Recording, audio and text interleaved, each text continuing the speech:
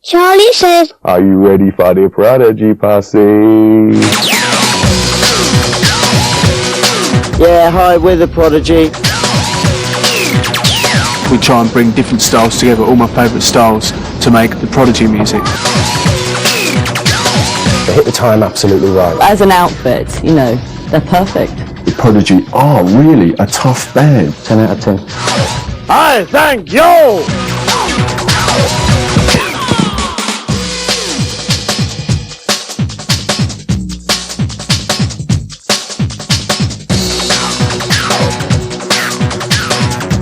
The Prodigy are one of the most successful and certainly most exciting bands to come out of Britain in the last 10 years. But the band are more than that. They're one of the few truly musically innovative acts to make an impression on the music scene worldwide. Everyone's grown up with dance music. They've had rave and technology and beats and hip-hop, and they incorporate all those elements, and yet they've got the rage and the kind of screaming anger and the nihilism of a band like Nirvana.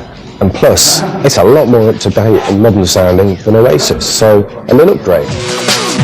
They, I think, were one of the very first dance acts to actually cross over to perform live. You know, I've worked with everyone from Pink Floyd to the Bay City Rollers before I did Parties, and I've never seen something like that. That was pure energy, excitement.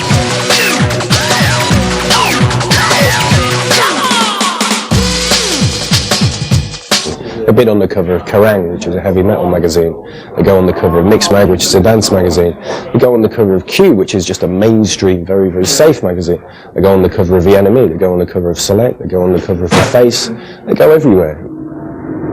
The whole Prodigy story really just pivots on one moment. And on the one side, they're a sort of respected but small rave act. And on the other side, this huge phenomenon. And the one moment in which this whole thing pivots is the day that, for some unknown reason, Keith wandered into the studio and said, "I want to sing on that record." He just became the kind of figurehead, in a way, of the Prodigy, because he didn't mind being up there, taking centre stage, and just being as mad as he could be.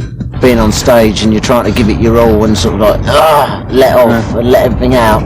Well, to be able to open your mouth and add to that aggression with vocals is phenomenal. So, yeah, really good fun. The Prodigy are just about the only act to come out of the rave scene and conquer every crowd, from underground clubs to stadium-sized gigs. The reason they've managed to go further than any other dance act is they perform and other dance acts don't. With dance music, I mean, it's obviously very, very difficult to perform, because if you've got a proper rock band, there's always something to look at. You know, they're actually playing instruments. But with dance music, up to that time of the Prodigy, there were very few acts who were able to actually perform on a stage and hold the audience's attention. So that was a really good thing about the Prodigy. You know, when you're standing here saying, "Oh, what do you do?" and that kind of thing, it's kind of like, well, come and see the live show. If you see the Prodigy live, it's almost incessant. It's so powerful and it doesn't dip at all. And anyone can understand it. You don't need any kind of knowledge. A 5-year-old can go, "Yes, I understand what they're telling me. They're telling me teenage adrenaline thrill."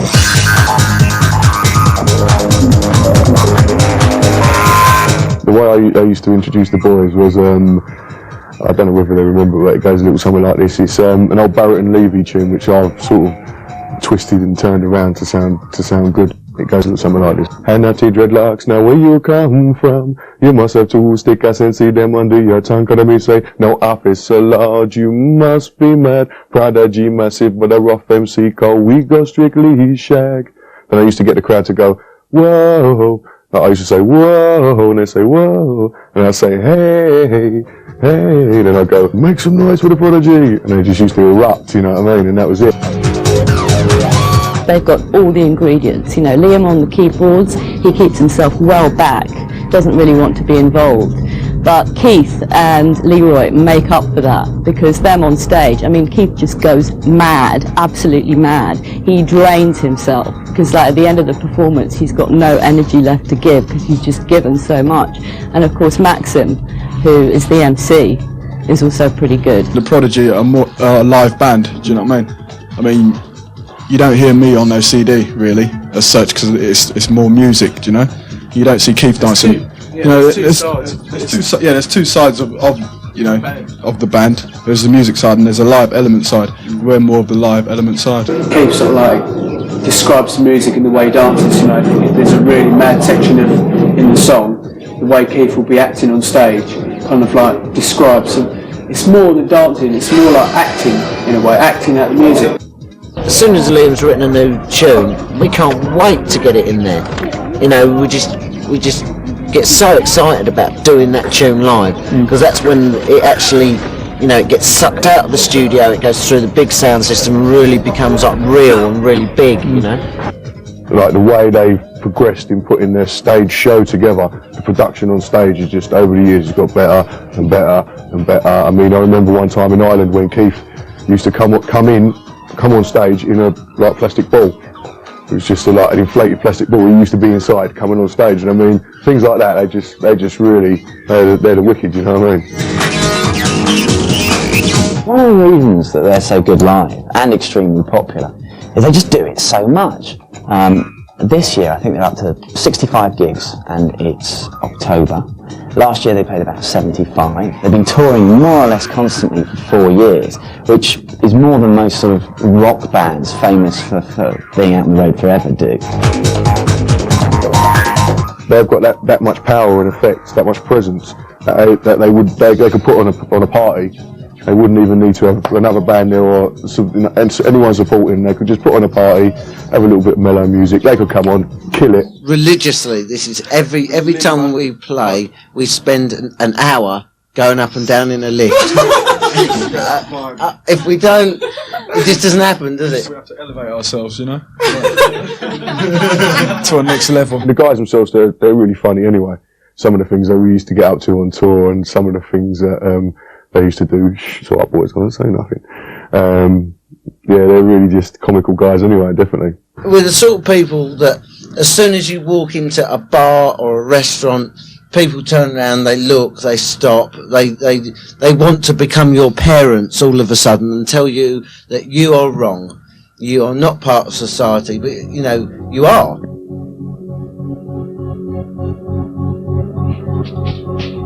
The Prodigy are just a lot of lads, basically. This is my impression. I mean, they were really natural, really nice, friendly geezers from the East End of London. After 3 huge albums, worldwide acclaim from press and public, the band still choose to live in Liam's hometown.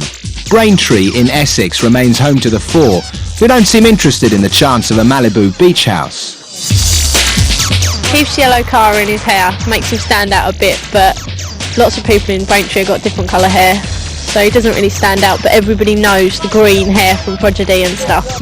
Back in the 80s, Keith's life was very different. He was a pupil at the Boswell School in Chelmsford, Essex.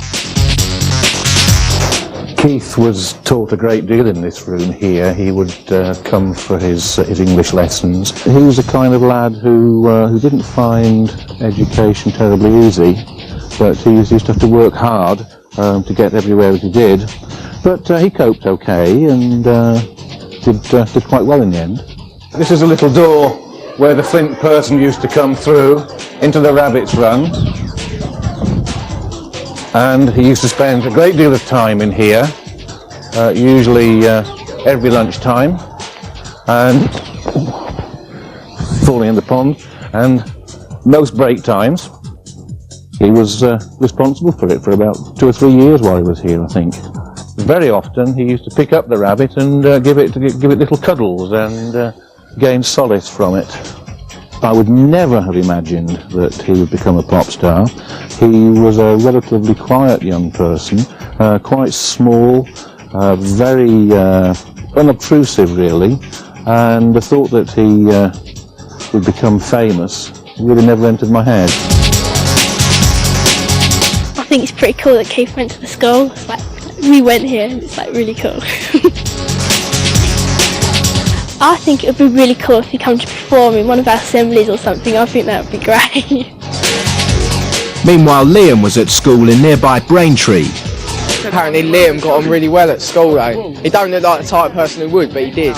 Because when you speak to teachers, they said they like him and everything. They got on really well with him. One of Liam Howlett's drawings was on the wall, yeah, and I nicked it off there for my cousin because she wanted it. This is one in pen of his dragon line and fine line. It was quite good, it was a good drawing.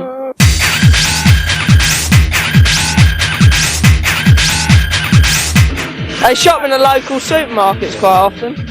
See them uptown on Saturdays.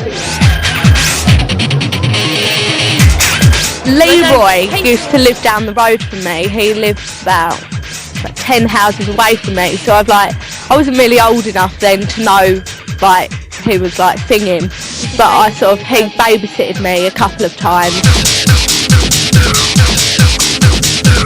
My friends are luckily enough are kind of true enough to just take me as the person that I was prior to the band, and because they've grown along with it, they don't really notice, and they go, oh, I read that you did there, I didn't know you was, you know, and I like that because that's how in your face you are. Your best friends don't really know quite your achievement.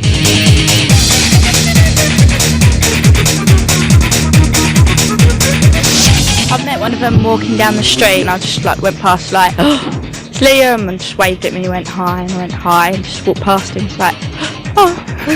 I went round to interview Liam Howlett in his redesigned barn in Braintree in Essex, and I can recall walking up the drive and there was a huge sports car in the drive, and as I opened the door I walked through, and in the hall facing me was this enormous Aztec sculpture, and I thought that was very Spinal Tap, very sort of rock and roll cliche, so I was slightly anxious of when I was going to meet him, and he turned out a very charming bloke, very Essex, very down to earth, I think would be a good way to describe it.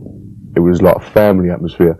So there was a lot of guys, a lot of DJs, and even a lot of bands that they used as well. They knew them, you know, all from down that way, all from Essex and that. And even when I come on the scene, and all the lighting guys, the sound guys, everyone knew one another. They were nice people. Everyone around them was really nice. The backup, the staff, the dancers. We just want to work with the people. We're a family of what we do now, and we stick with it, and the people who come to the shows are part of that family. The people that do the records and sell them, make them and cut them, you know, they're the part of it. And it's very tight, you know. We was in Ireland, and we was all sitting in Keith Flint hotel, his hotel room, and we was all sitting there, and then the phone's gone. So Keith's gone into the bathroom to answer the phone. And he's gone, Ruff, can you pick up the phone? There's someone on the phone for you. It's this Irish guy, which I thought was an Irish guy, saying to me, oh, is that MC Ruff? Is that MC Ruff? I'm like, yeah. And he's gone, oh my God, you've got to come down into the hallway and meet these two guys. They're screaming. They want your autograph and everything. And I was like, oh, what? I was really flattered, and it's like, all right, boys, I've got to go downstairs, you know what I mean? It's like, you know, I've gone downstairs. There's no one there, isn't there? You know what I mean? I've gone back upstairs and they're just all laughing at me. It's Keith Flint in the other room on the phone going, hello, Ruff, can you come downstairs? When we first went to interview the Prodigy in '92, we knew that Liam was the main guy in the band, and he was pretty young at the time. He was in his early 20s, and we'd heard these stories that he'd had piano lessons and was like a brilliant keyboard whiz and a kind of computer whiz and stuff like that. So I said to him, are you called the Prodigy because you're kind of a child prodigy? Means gifted child, but that wasn't the reason why we called the band that, you know. Well, I was in the studio writing the first record, and I was using the Moog Prodigy keyboard, and I sort of saw it and thought, yeah, that'll do, you know. Well, I really like that. Most people don't know that they're actually named after a synthesizer. Basically, the whole band started in the beginning of 1991 when we were all going to the same club. There was a club called The Barn in Braintree that Mr. Siat the Shaman used to DJ at, and that was the first big rave club, first big acid club in that part of the country, and they all had a similar hip-hop background. No one will ever know where we come from, you know, our roots in the dance scene are so underground and so strong, no one really knows what that was all about. You had to be there.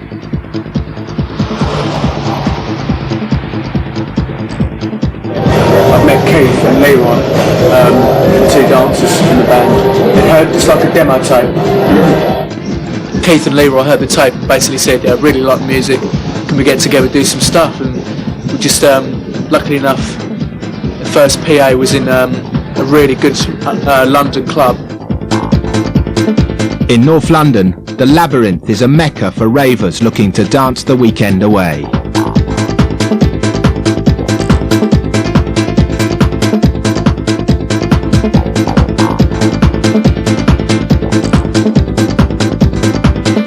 Joe Vietzerick negotiated the first Prodigy booking, and he still runs the club today. He asked £80 for something like a 1 hour show involving about 15 people, which for £80 it was worth it for a giggle, but what started as a giggle obviously turned into a phenomenon. They said to everyone in the crew, they just said, does anyone know how to MC? Does anyone know how to MC? And I said, well, yeah, I do. And so they said, well, go on for us and just introduce us. We had about 600 in that night, and I've never ever seen anything like it. They came the place. There was people jumping off the walls. It was excellent. It definitely changed me. I mean, I was just basically I was a no one. Really, I was part of a band, part of a double act with a DJ called Rough and Ready, and it was just like bang, you're MC Rough, you're the Prodigy. You know what I mean? You can come and MC on all their tours, come and introduce us, and it was just like from zero to hero sort of thing, you know what I mean? It was unbelievable. Start of the night, they looked great. They had their little different uniform or outfit on or whatever. Come the morning, they was like us, dripping wet, hair soaking wet, clothes soaked to the skin. They had mad like clowny outfits on, didn't they? Sort of black and white triangle. Keith was a clown, Leroy had long stripes on.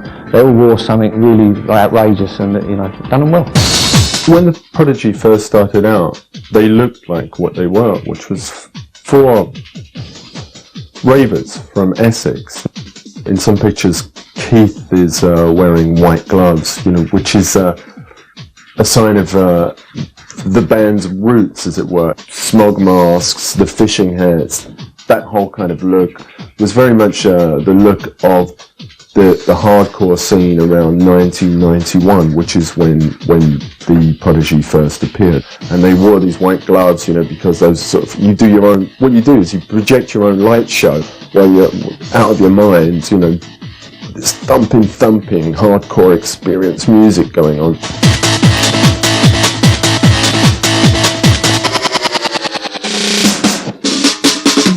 You know, we weren't prepared for the way they dressed, and most of the PAs before that had literally been a drum machine and you know, one dancer and the odd strobe or something like that. No real preparation, no choreography. But then, you know, they came in, and as much as you could see, they was a little bit nervous. You know, once they got their stuff together, it was so different. It was so energetic. It was just fresh. And it shocked us all. It shocked us all, so much so that we just kept booking them for as long as we could possibly get them for their ridiculous price. I didn't know that was the first real thing that they'd tackled, and it wasn't until afterwards that they sort of said something like that. But you would never have known. I mean, if that was their first event, then there's a lot of other bands who'd like to have done that for the first time out. I was signed to XL Recordings straight away, which is really good. I just had a demo tape I was quite happy with. I made them sort of like sit down and listen to it instead of just sending it in the post, you know. And I guess they just liked it, you know. They really liked the style of it. They thought it was quite original in its time. And I think they liked the kind of really ropey quality of it, because it was just recorded at home in my bedroom, and the kind of really raw feel of the music, and they just signed me up straight away. It was quite nice.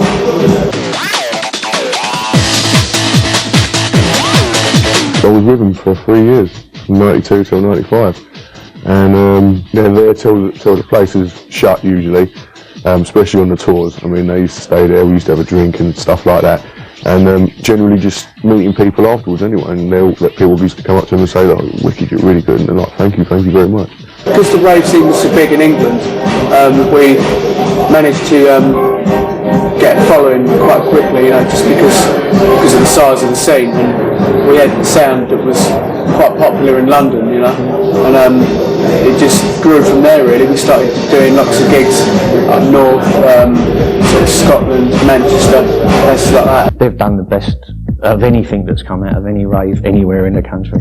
No one's topped what they've done. No one. And that's a nice little buzz when you think, well, that all happened on our little stage in little old Dalston, you know, for £80. Off you go.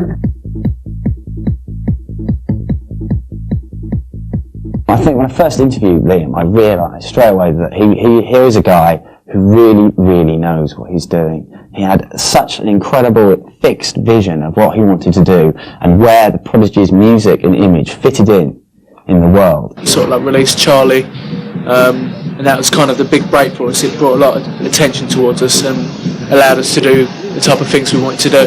Charlie, you'll love, every time you hear it, you think about a time, a place. You know exactly where you were. I'll remember anyway. Tottenham High Road, I'll never forget it. Charlie says he can't remember where he first heard the record, but he does remember Liam had big plans for the band. Oh, Liam Howlett definitely wanted to be more than just a rave band. At the time, lots of dance music acts were relatively big, but with the accent on relative, but he saw beyond the genre of dance music and wanted to sort of take over the world, but do it his way with a sort of an edge of credibility, an edge of cool, if you like. The band's aim to keep it real seemed to take a bit of a knock after their huge hit Charlie Says. When Charlie came out, it was the record that took rave massively, not only into the charts, but it was also the record that started a whole wave of very trashy cartoon covers. There were people like the Aphex Twin did one, and Global Communications did one. There was, you know, Sesame's Treat, there was Rhubarb and Custard, there was all kinds of rubbishy records, and they all started with Charlie. The cover we did was Did Charlie Kill Rave? Because whether they liked it or not, I still believe that it probably was one of the catalysts that did kill that scene. Liam had basically been stitched up. He had appeared on the cover with a gun to his head, and somehow they'd managed to make him do this. And he was really mega pissed off with doing it and with Mixmag. He really hated that, and because it painted the band as a sort of rather cheesy act, which was the furthest thing away from what he wanted to do. You remember, this is a kid who grew up playing hip-hop music. And hip-hop records, it's all about respect, it's all about credibility, it's all about not selling out. And that's how he started, so that colours his vision of where the Prodigy stood. They were just a bunch of Essex ravers, you know, and they wanted to stay underground. We were asking them a lot of difficult questions about Charlie and whether Charlie, the single, was a sellout, whether they'd done it just to make money, and they were deeply offended by this suggestion, because as far as they was concerned, it was a subversive record and it was just a good laugh. The only time we got criticism is when the other crap records, or the other rubbish records come out. Things like Trumpton, Sesame Street, all the other Toy Town stuff, you know. We'd never written anything more like Charlie again, you know, it's only the one-off thing. So people could think what they want, but that record was original at the time. It started the whole scene off, you know. It was very obviously going to be a massive hit as soon as it came out because of a Cat sample. We just thought it was a horrible record, to be honest. We thought their earlier records had been better. They say they perhaps killed rave. Charlie come some few years ago, and Your Love and stuff, and we're still here, and the majority of the clubs that are playing dance music are still going. I don't think they killed rave. No. They might have helped to split it into different avenues as it's gone now, but I certainly don't think they killed rave. The band were apparently going to send the boys round for me, although it never materialised. I don't know, I think they were pretty angry. They were pretty angry, but they did go back in the magazine a couple of years later, and then a couple of years later after that, although I think it was a video for Fire had copies of Mixmag being burnt by members of the Prodigy on a bonfire, so I think it rankled, I think it hit them pretty deep. Charlie says he now knows it can be dangerous to make records, and he's never going to do it again.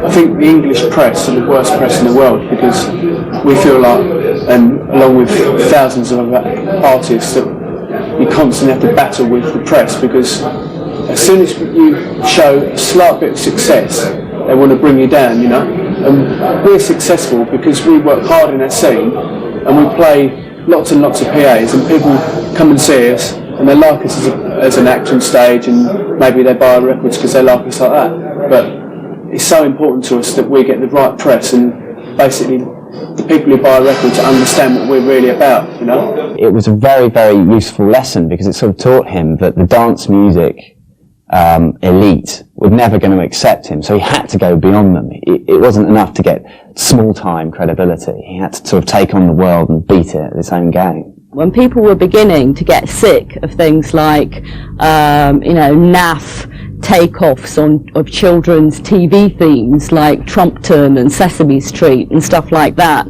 I mean, Charlie, which was obviously, their hit, was the beginning of all that.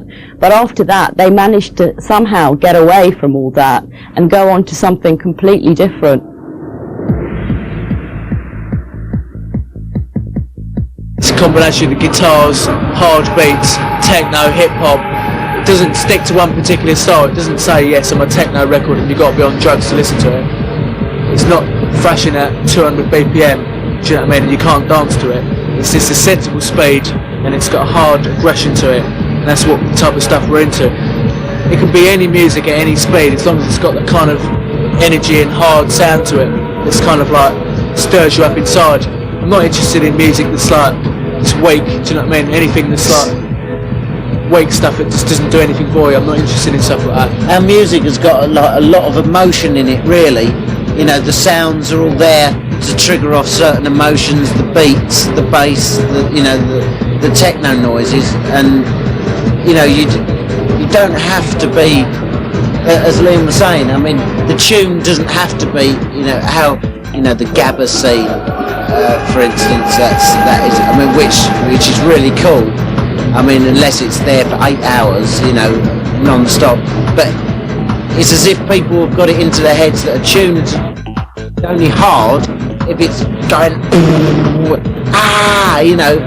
but it's so... Speed has got nothing to do with being hardcore, do you know what I mean? No. The hardcore is what you feel inside, personally. And to a certain amount, the actual sound it's producing, but it's nothing to do with speed, you know what I mean?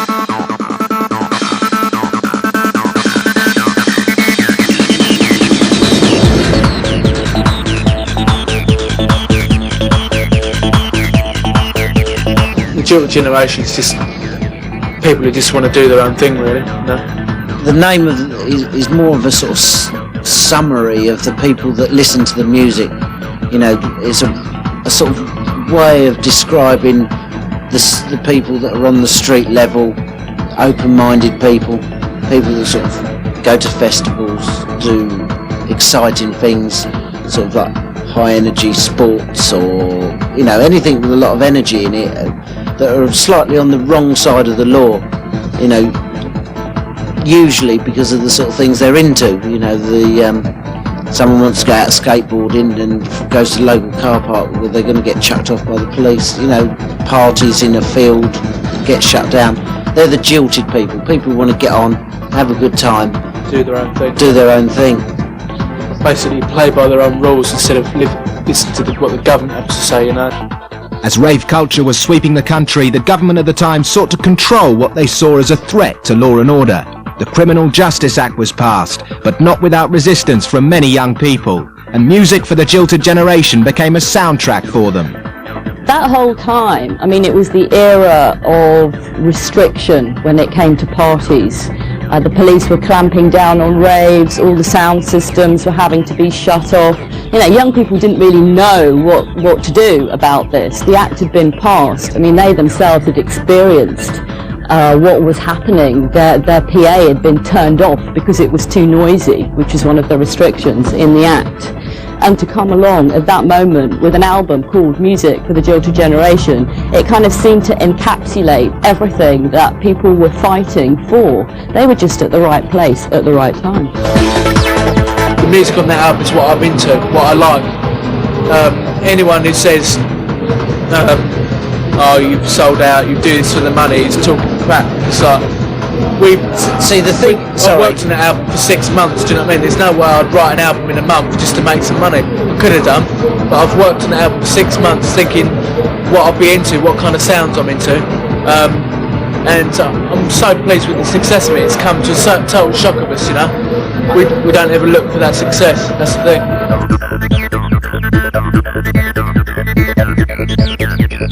They'd had enough of commerciality when they released that album.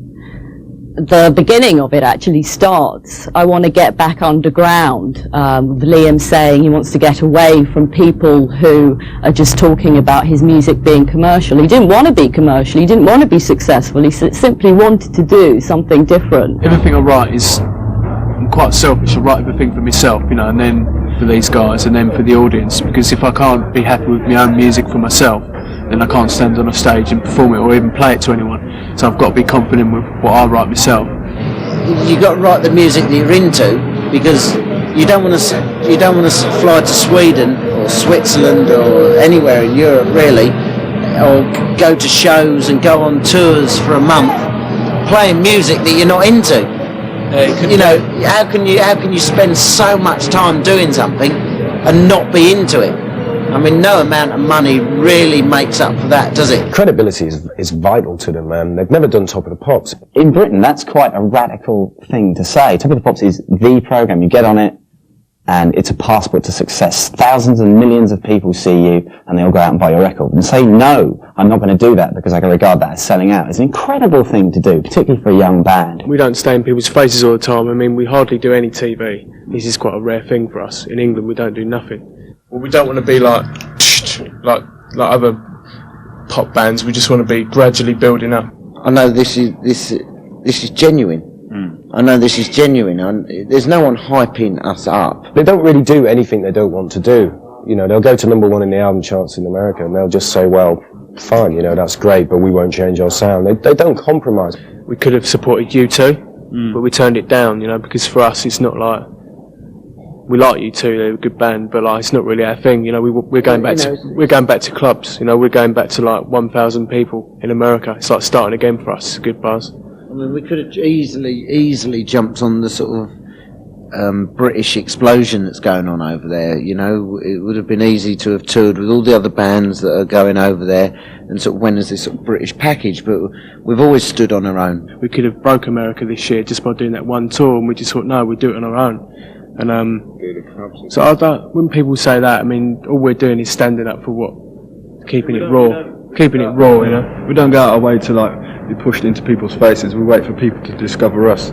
You know, it's better for someone to come to a Prodigy show and say, yeah, they had a good time, and then tell their friends, and their friends come along and have a good time. You know. When the Prodigy set out to enjoy themselves, they grab their boards and head straight for the snowy white slopes to go snowboarding.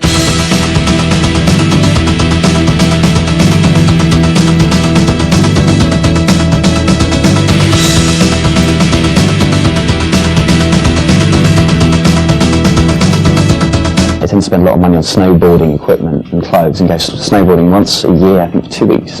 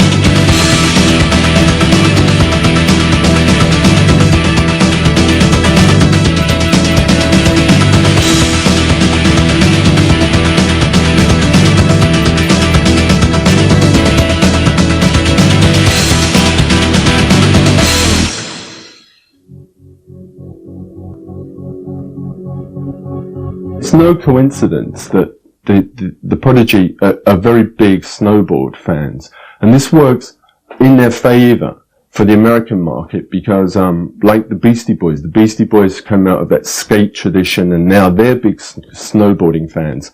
And skate and grunge are the two elements that really constitute the American punk. I think the reason the Prodigy are really successful in America, and I suppose in a way why they're successful around the world, is there are lots of different strands to it. Firstly, in America, they embody two things which Americans like a lot, which is heavy metal and hip hop, which are very thrusting, exciting types of music. They've mixed with a lot of different musicians, like Front 242 were very influential to them, and Pop Will Eat Itself, they did a collaboration with them as well. So they really weren't trying to be anything apart from themselves, I think, and just explore the musical influences which they'd happened to find. I did record a track with Skin, which was good, but I didn't want to put it on the album because we had too many collaborations already. I didn't want to... It'll probably come out later on. Yeah. It's basically the same type of thing as we were doing before, really, but a bit more, maybe a bit more rock and roll, maybe, I don't know, just a lot more attitude in the music, slightly less techno-y. Keith started to do lyrics, Max and Keith are working together on stuff, so yeah, it's, the whole thing I feel is much tighter than before.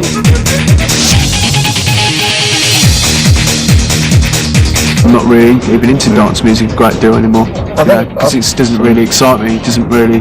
I've heard a lot of heard it all before, you know. So okay, people have been making guitar music for years and years, but I mean, it's good to mix styles together.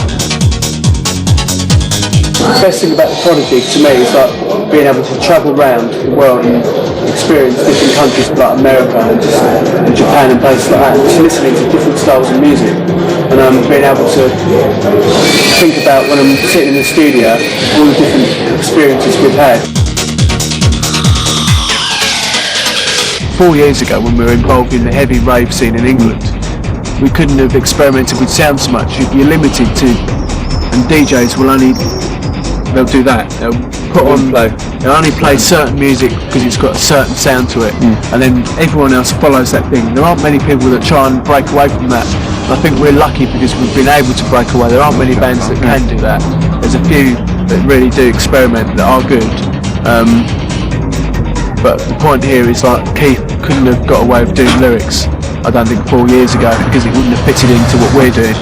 You know, but now, because we do festivals and do stuff like that, it's just an extension of the Prodigy.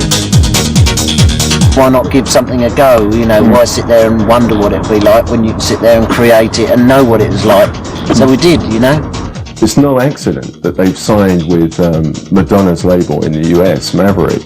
You know, for me, it shows that they realise here's somebody who's a consummate manipulator of style, and by signing with her label, they're sort of entrusting their future to somebody who understands how to manipulate style, how to maximise the image.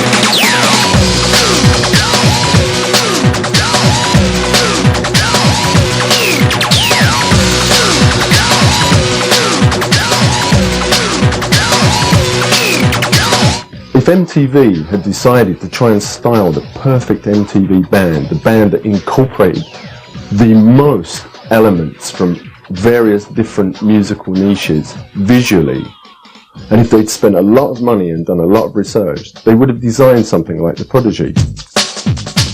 You'd have the tall, good-looking, skinny black boy who wore with the cat's eyes, you know, and a bare chest most of the time, and some very nicely styled sort of gangster rap, baggy leather pants, and the right trainers. And then you'd have the short, sort of like funny little white one with the Catwoman hairstyle, you know, and the piercings and the makeup, running around in those cut-off shorts.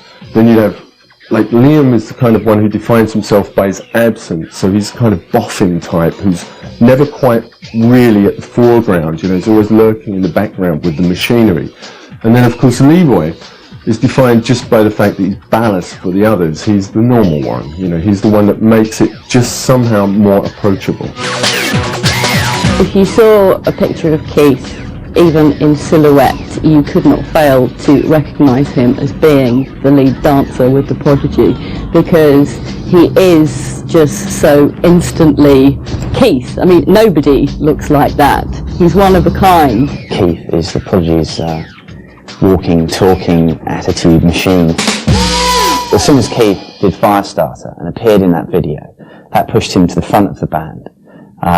He appeared on a Rolling Stone cover in America on his own. I don't think he knew that was going to take place, and I think Rolling Stone might have pulled a bit of a fast one, being aware that it's a lot easier to sell one person on the cover than it is a band.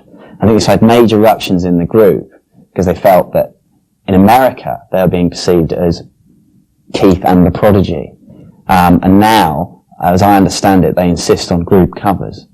They get very upset if Keith's singled out, and I don't think Keith himself wants to be singled out. He sees himself as part of the group as well. When the Face put Keith on the cover on his own, the band actually got quite pissed off, and in America, people have been looking at Keith as a singer of the band. And the last cover we did, which was in July this year, we had to use a Prodigy-approved photographer because of the previous, you know, circumstances. And all the group shots that he did, Keith's right at the back and Liam's right at the front. So I think they might be trying to redress that. Remember the old Keith, the one with long hair? A clone. We're getting him back soon. Yeah. Keith's. Do you know about that? Sorry. I sensed it, Liam. I sensed it coming. You've got to go. I need a new look.